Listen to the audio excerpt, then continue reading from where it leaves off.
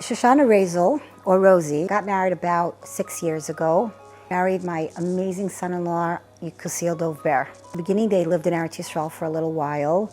And then Kussi and Rosi moved out to Alabama, Tuscaloosa, Alabama, to become shluchim of the Lubavitcher Rebbe on campus. Rosie began the process of, seeking medical attention and working with doctors first in Alabama. And they had a medical team there set up, trying to do everything that they could. And after a few attempts, a lot of time went by, Rosie realized that it was not working. And that's when Kussi and her reached out to Bonei Olam for help.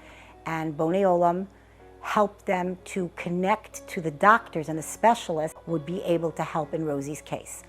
And so Rosie had to travel to New York, many times not knowing how long she would be here or what exactly the procedure was. Being here in New York, in Manhattan, going to the top specialists. And she began that first process.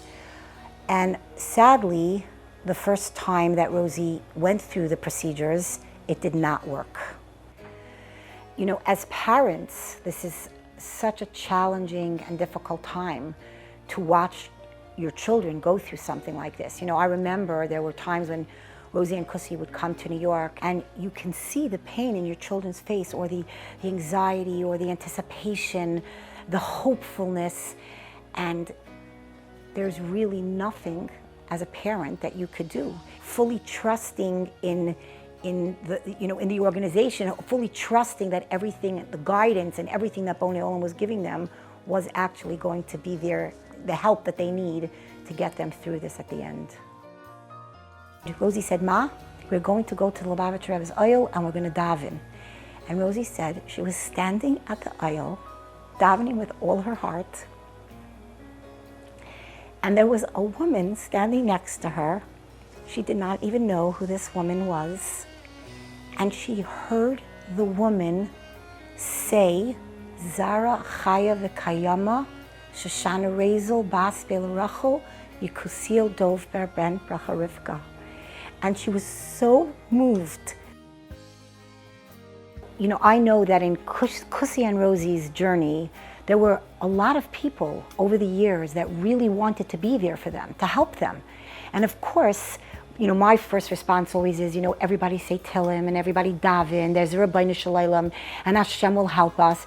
Being able to give and support Bonei Olam is equally as important as us, davening and beseeching from Hashem that these children are able to get through this successfully.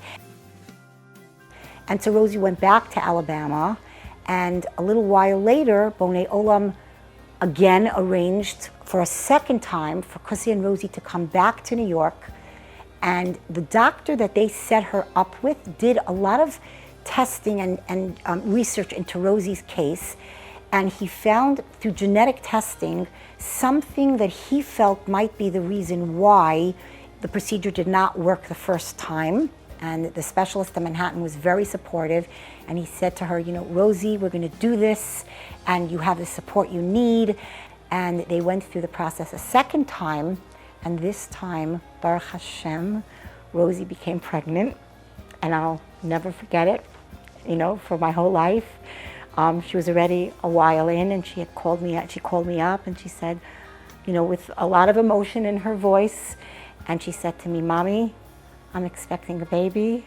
The doctors are very confident.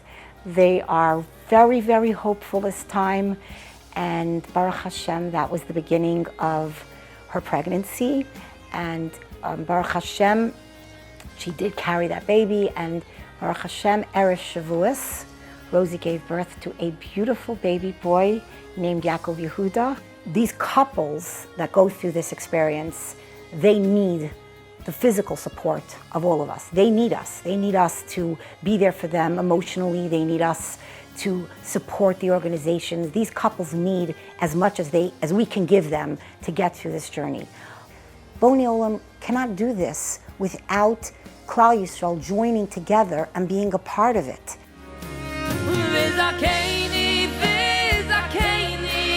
Take our children by the hand, help them walk